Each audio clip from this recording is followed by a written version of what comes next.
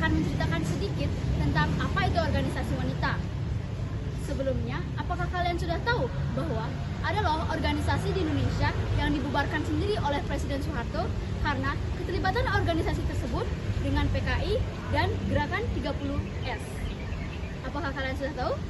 Jika tidak, mari simak video berikut ini. Latar belakang dan sejarah Gerwani.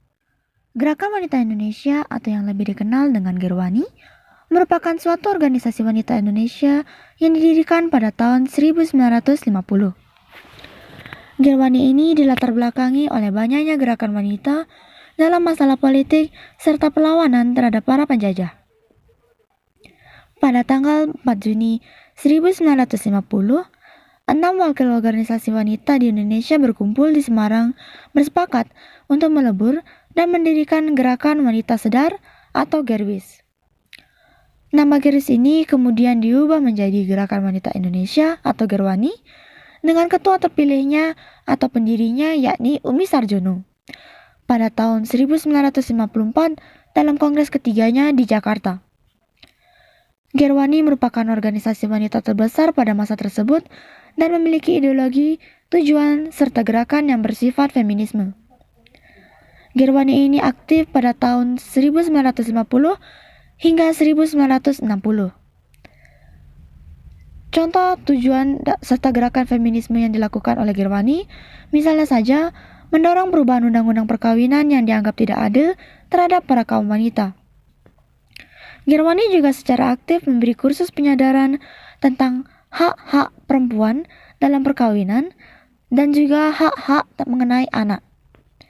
Selain itu, Gerwani juga dikenal memiliki keterlibatan dengan Partai Komunis Indonesia. Dalam suatu kongres, Gerwani menyatakan bahwa dia sepenuhnya menganut kepercayaan komunis. Tujuan Gerwani. Gerwani memiliki sistem perekrutan keanggotaan secara terbuka untuk semua kaum wanita dari golongan apapun. Syarat utama menjadi anggota Gerwani adalah sudah berumur 16 tahun atau sudah menikah untuk umur kurang dari 16 tahun. Satu dari tujuan Gerwani adalah menjadikan kaum wanita yang mandiri dan dapat bekerja keras daripada menjadi hedonis namun terkekang. Gerwani menentang budaya patriarki sehingga sangat menentang jika wanita hanya menjadi pengikut suami dalam semua tindakannya. Untuk mencapai tujuan tersebut, Gerwani melakukan pendidikan dan edukasi bagi wanita.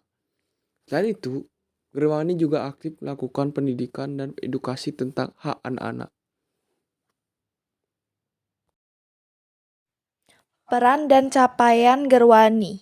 Berikut beberapa peran dan pencapaian Gerwani. Gerwani aktif dalam kampanye dan aksi-aksi menuntut pembatalan hasil konferensi meja bundar, menentang kembalinya modal asing, dan mengutuk peristiwa 17 Oktober 1952 di mana terdapat upaya sejumlah perwira Angkatan Darat mengkudeta Insinyur Soekarno. Pada 1952, Gerwani aktif memperjuangkan hak-hak kaum tani, misalnya di wilayah Semarang, Kendal, Tanjung Morawa, dan Brastagi atau Sumatera Utara. Pada tahun 1955, Gerwani aktif memperjuangkan undang-undang perkawinan dan menegaskan bahwa undang-undang tersebut harus dipandang sebagai perjuangan revolusi nasional.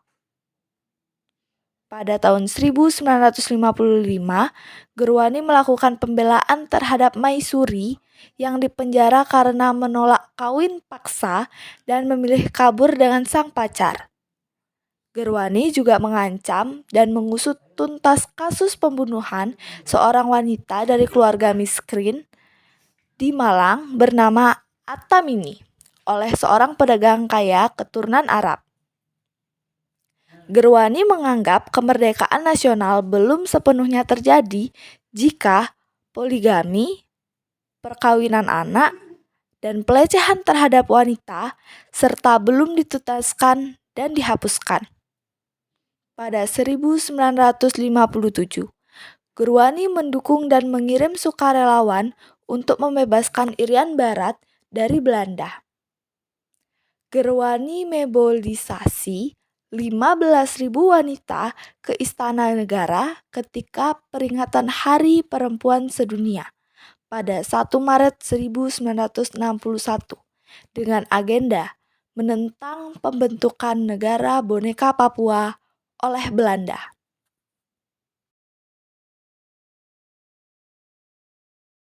Keterlibatan dengan PKI dan G30S. Gerwani adalah salah satu organisasi yang terlibat dalam peristiwa Gerakan 30 September.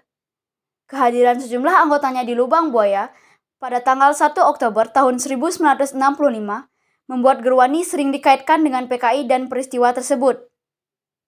Maka dari itu, organisasi ini dilarang bersama dengan sebagian besar kelompok berhaluan kiri yang lain.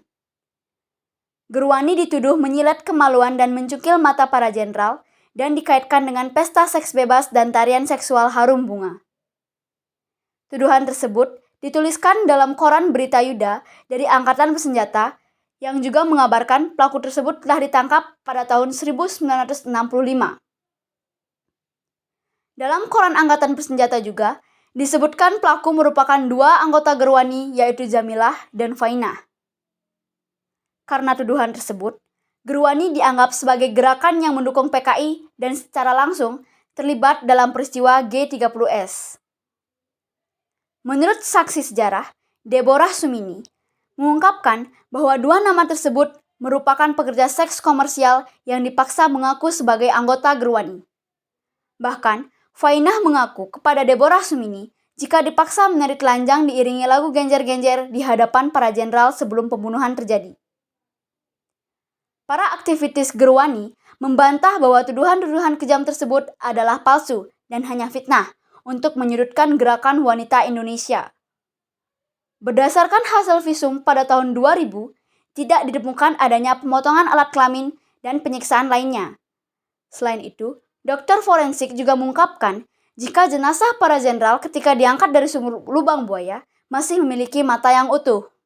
Setelah Soeharto menjadi presiden, Gerwani dilarang keberadaannya. Ribuan Gerwani dibunuh sebagai bagian dari pembersih anti-komunis berdarah.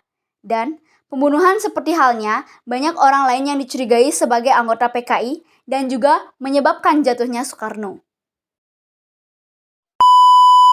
Kadang bikin aku kesal, tiba-tiba